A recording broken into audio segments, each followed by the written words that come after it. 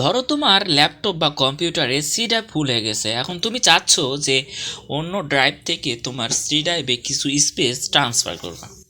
তো এটা করার জন্য তোমাকে সর্বপ্রথম থার্ড পার্টি অ্যাপ ইউজ করতে হবে। এর জন্য অনেক ভেজাল আছে, তা ক্র্যাক করো দেন কাজ করো। কিন্তু এগুলো ভেজাল ছাড়াই আমার ল্যাপটপ বা কম্পিউটার দিয়ে আমরা ইজিলি করতে পারবো এটা। তো চলো দেখি।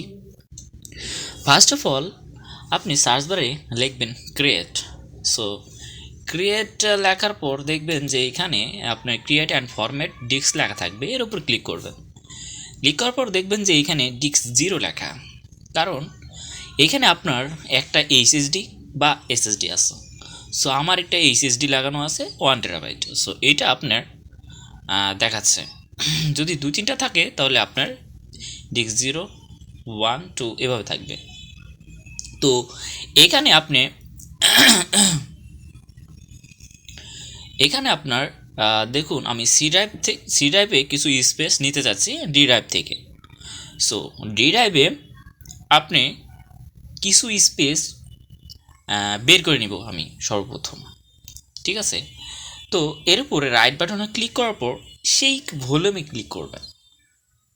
ক্লিক করার পর আপনি একটা স্পেস, যে স্পেসটা আপনি ডি ড্রাইভ সি ড্রাইভে নিতে চাচ্ছেন ওই স্পেসটা আপনি নিয়ে নেবেন।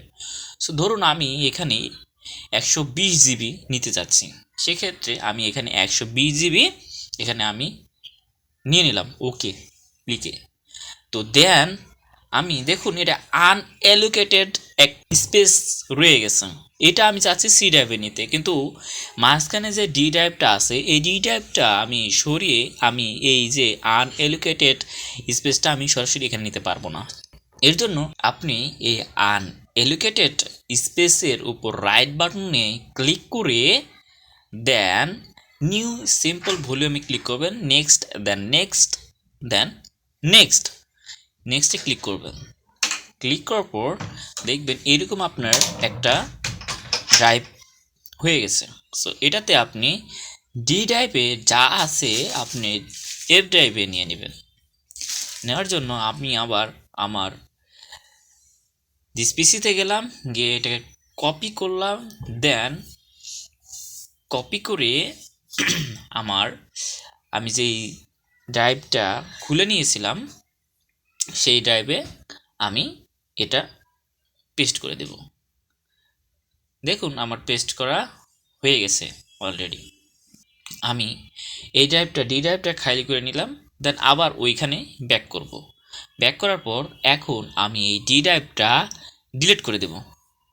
সো ডিলিট করে দেওয়ার জন্য আমি কি রাইট বাটনে ক্লিক করব, মাউসের রাইট বাটনে ক্লিক করার পর ডিলিট ভলিউমে ক্লিক করবেন, দেন ইয়েস ক্লিক করলে দেখবেন এটা আনঅ্যালোকেটেড হয়ে যাবে। চাইলেই আপনি 244 জিবি এটাকে আপনি চাইলেই সিডিবিতে নিয়ে সি ড্রাইভে নিতে পারবেন।